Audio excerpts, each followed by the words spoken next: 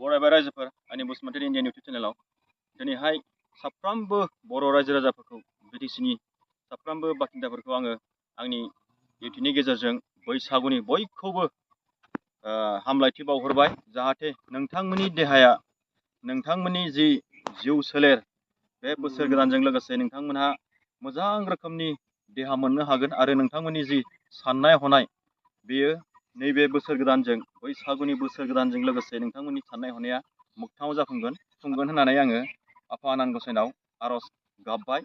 दिनै बैसागुनि जि फोरबो बे फोरबोखौ जोंहाबो जोंनि गामियाव एकदम हलमागाव जोंनि गामियाव खुंनो लाहार फाहार लादों।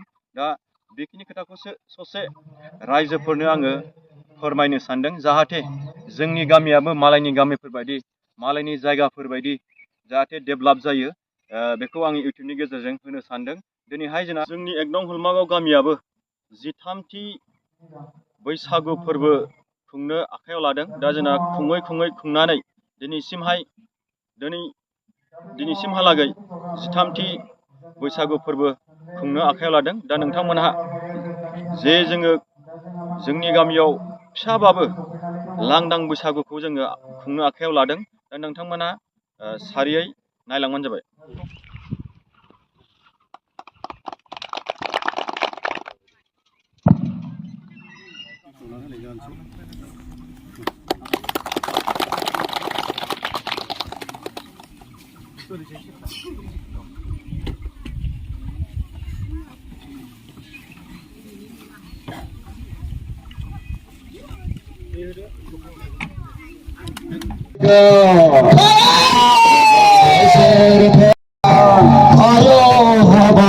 गोसोनि दुखु दाहाफोरखौ ज्राब दोनथ'नानै दान्दिसे रंजानो फैयो दान्दिसे मोसानो फैयो।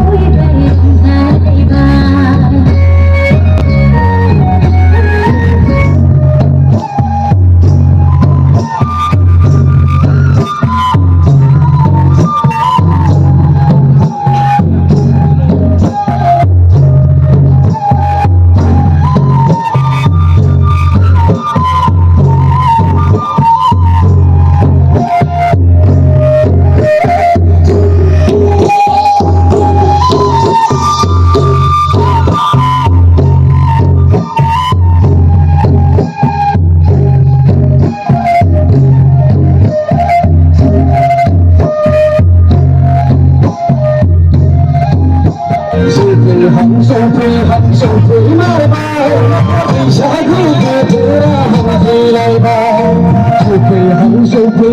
सफै मारबाय बैसागु बोथोरा मोनफैलायबाय फैबाय बैसागु बोथोरखौ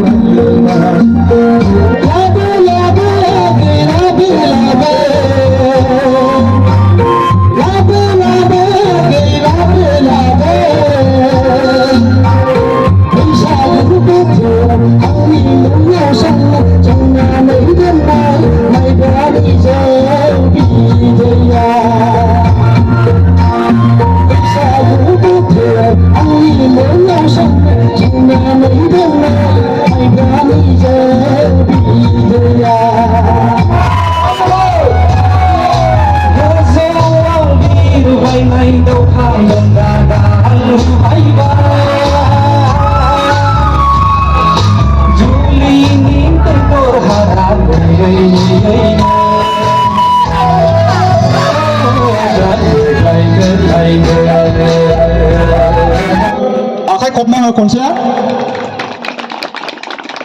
आरो इयुनाव बिनिफ्राय साबसिन बिनानावमोनहा जों मोसानानै दिन्थिहैनो हायो जोंनि